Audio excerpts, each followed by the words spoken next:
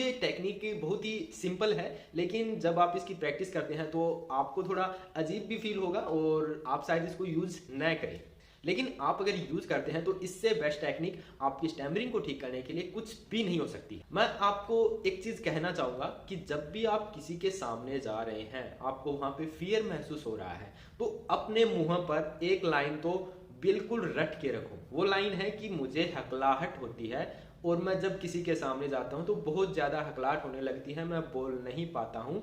तो आप मेरी बात थोड़ा ध्यान से सुनिए, मैं अपनी आवाज़ के ऊपर अभी काम कर रहा हूँ।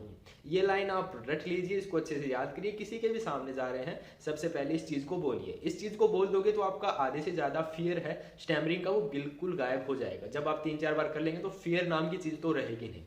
सेकेंड चीज़ मैं आपको बताना चाहूँगा कि जब भी स्टैमरिंग हो तो उस वर्ड को, जिस वर्ड में आपको स्टैमरिंग हो रही हो, आपने महसूस तो कर लिया कि आपको स्टैमरिंग हुई उस वर्ड में ज़्यादा से ज़्यादा स्टैमरिंग हो रही है, उसी टाइम पे अपने माइंड को ये आपको इंस्ट्रक्ट करना है कि हमें जानबूझकर उस टाइम के ऊपर स्टैमरिंग करनी है।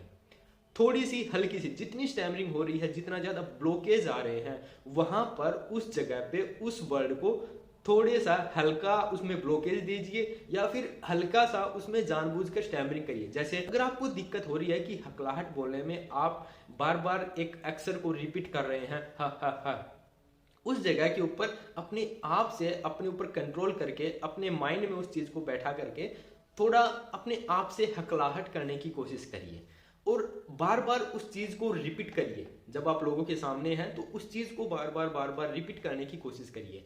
एक अलग मैनर में बताऊं तो मैं आपको यहाँ पे हकलाहट जानबूझ के करने के लिए बोल रहा हूँ। जिस वर्ड में हकलाहट हो रही है उस वर्ड में जानबूझ कर हकलाहट करिए। इससे आप अगर थोड़ा दिमाग लगा करके सोचेंगे तो आपको बहुत सारे फायदे देखने को मिलेंगे अपनी स्पीच के अंदर।